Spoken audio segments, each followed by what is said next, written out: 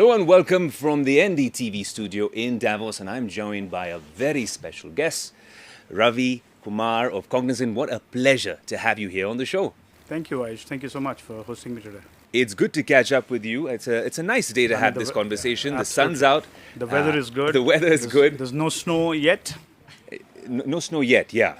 But we're going to make this a nice, incredibly action-packed, hot conversation. Firstly, congratulations on your stint at Cognizant, and it's fascinating to see how so many cool things have happened in the past few years. But here at Davos, what we've been talking about, Ravi, is how AI and tech has taken center stage, finally, for all the tech enthusiasts watching. And obviously, you play a crucial role in that revolution. Would you say from your years here at WEF, things have changed and things have changed for the better, especially when it comes to tech? I mean, look, tech is center stage, has been center stage for the last couple of years. And I would actually believe now the rubber is hitting the road. In the last few years, we spoke about AI. We spoke about infrastructure in AI. I think 2026 is going to be that inflection point where you're going to see that drift of value from infrastructure to businesses. And that's why I'm very excited, because that's what we do. We work with big enterprises, and we help them build the bridge for taking the raw power of AI and making it enterprise grade. You know, building the bridge and bridging the gap is something I want to pick your brains on through the course of this conversation. But there was a recent study, I believe, that you guys published, which talks about 93% of the workforce being affected by AI. It's kind of fascinating how the conversation in AI grows from leaps and bounds, because at the end of the day, we were talking about displacement. 2 years ago, we were talking about how AI might take away jobs. But now the prediction is 93%, Ravi. Is that a realistic possibility? So Ayush, when we did this study in 2023, that is the first version, we did say that 90% of the jobs are going to get impacted. We bumped that number up because we did a revision of that particular study, and right now it kind of looks like 93%, so pretty much in the ballpark range. The difference between 23 and 26 is that 93% actually can be done today. We were predicting that 90% of the jobs are going to be impacted by 2030, and here we are in 2026. That's already 93%. We also reflected on what's the value of labor just in the United States, which is going to be exposed to AI, and that's roughly to the tune of $4.5 trillion. The total labor in the US is around $15 trillion, and $4.5 trillion is almost, I would say 30% of that value is exposed. We also kind of double-clicked on a whole bunch of things. We took 18,000 tasks, we took 1,000 occupations, and we kind of looked at job families and where the impact is high. The jobs which have an existential crisis, which is primarily jobs which have a 50% exposure, we call something called the exposure score, where you look at what's the exposure to AI, and there are 5 levels in which we look at it. And anything which has more than 50% exposure is a job which is going to disappear. We looked at jobs which are having 25% exposure, and these are jobs which will get significantly impacted. And we believe almost 30% of the jobs will be existentially, they will disappear. Yeah. And 70% of the jobs are going to get impacted, which is around 25% of exposure. So the exposure is high. The velocity has been very high. That's another metric which we have been measuring. At an average, 7% is the annual bump on exposure because of the advances of technology. So whatever we thought we did in 2023, if you just add 7% every year, that's around 25%. So the exposure of every job has gone up by almost 30%. So it's a thing now, happening now. The velocity is very different. I call it, there is a differential in velocity. Infrastructure and innovation is happening at a very high velocity. That drift of value will happen to the jobs. There is going to be a differential between the velocity, but it's actually falling in place in terms of enterprises seeing that productivity today. And seeing that productivity and increasing efficiencies, your job and your role as a builder, right? I want to understand more in terms of some of the challenges you face in really bridging that gap.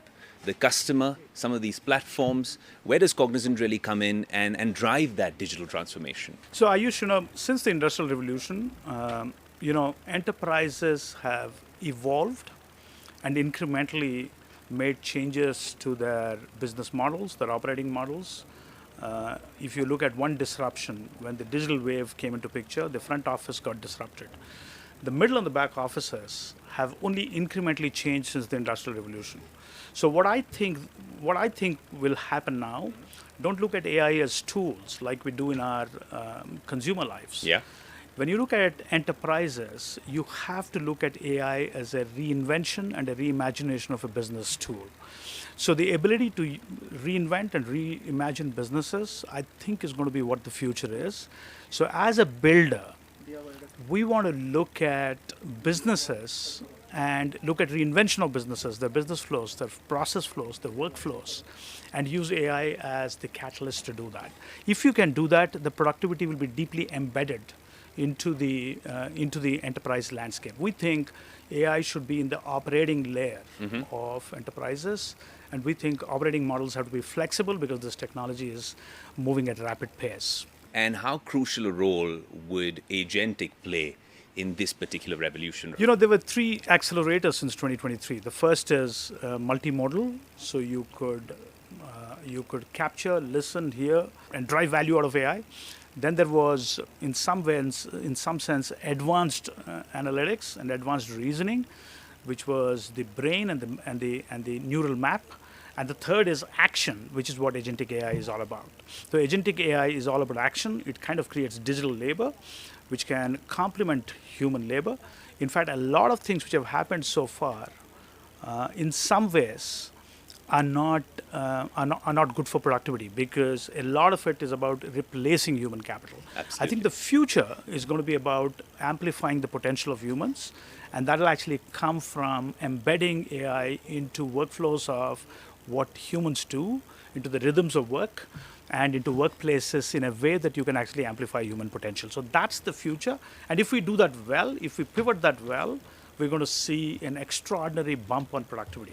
And if productivity bumps, you're going to see higher wages, you're going to see deflationary increase in economic value, and you're actually going to see upward mobility, because as wages go up, people are actually going to, earn more, and they're going to spend more. The kind of productivity boom and the kind of GDP growth you're going to get is going to be much more healthy. You touched upon the workforce and some of these key concepts, and we're here at the World Economic Forum. There's a huge focus on geopolitics, on movement, on global trade. With a lot of the commentary, we see everyone talking about us living in a VUCA world, volatile, uncertain, what's happening with tariffs, what's happening with trade, what's happening with visas, especially for us in India. How do you view all of that in terms of maybe technology providing a panacea or a solution to some of these problems? We see what's happening with GCCs in India, right? It's a similar story around the world. Do you think that that's where the next big moment is, to really be able to scatter this around the world and to build on these workforces using technology? You spoke about GCCs. GCCs is a very important pivot for India's growth story. There are roughly 1,800 of them. 30% of the GCCs got set up in the last 3 years. Operations and technology are going to be intertwined. And India is going to be where the hustle is. India is going to be the office of the world. So if you can actually intertwine AI technologies into operations, you can actually create operations towers, which are futuristic. And you could create, in some ways, a macro delegation to AI and a micro steering using human capital, and they're going to be integrated at one place. So it's in a great spot.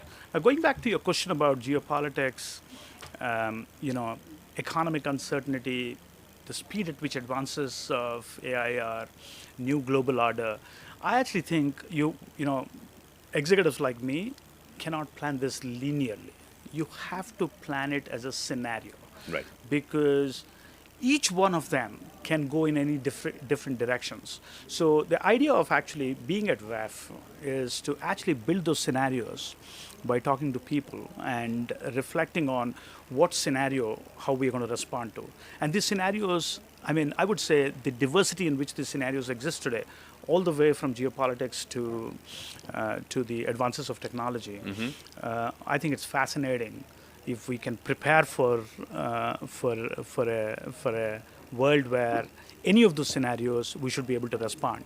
And that's why I said we need flexible, adaptable operating models so that you could respond very quickly. You know, with the narrative about this being India's decade, and this seems to be what we've been discussing at WEF for the past couple of years as well, the concern really is, Ravi, that back during the IT revolution, India became a sort of a back office for that particular movement. But now with AI and some of the things you're talking about, which are very impressive and fascinating, is that a concern that India becomes yet another back office for the AI revolution, so to speak? So, India has this. And how do we prevent that? India has this amazing mission to be a developed nation by 2047, which is 100 years from India's independence, which is Viksit Bharat. And if you look at the math, if you do the reverse math of it, if you want to be like a 25 to 30 trillion dollar economy, India has to translate that to 15 to 20 million jobs at a per capita of 15,000 GDP. That's roughly around 3,000 today, 3 to 3,500. And if you have to do that, you have to create a lot of productivity embedded into operations. So we cannot be the back office of the world. We have to be the operations towers of the world. We have to be the technology towers of the world, and we have to intertwine that. So productivity is an important role for jobs which are catering to the world, which then means the human endeavor is going to be about amplifying that potential using AI technologies and creating those super intelligent operations towers which will power global enterprises. With regards to the domestic economy, I would actually say that productivity will feed into every sector. For example, manufacturing. India is roughly around 17% of the GDP for manufacturing. It's probably going to go to 25%. And manufacturing manufacturing with deep technology integration, especially electronics, semiconductors, autonomous technologies, I think is going to be very important. Agriculture is a big part of India's economy, and agriculture has a huge role, and productivity will play a huge role in it. So applying technology to that value chain of agriculture, therefore increasing the productivity. So productivity is an important lever for being a developed nation, for the 15 to 20,000 per capita GDP.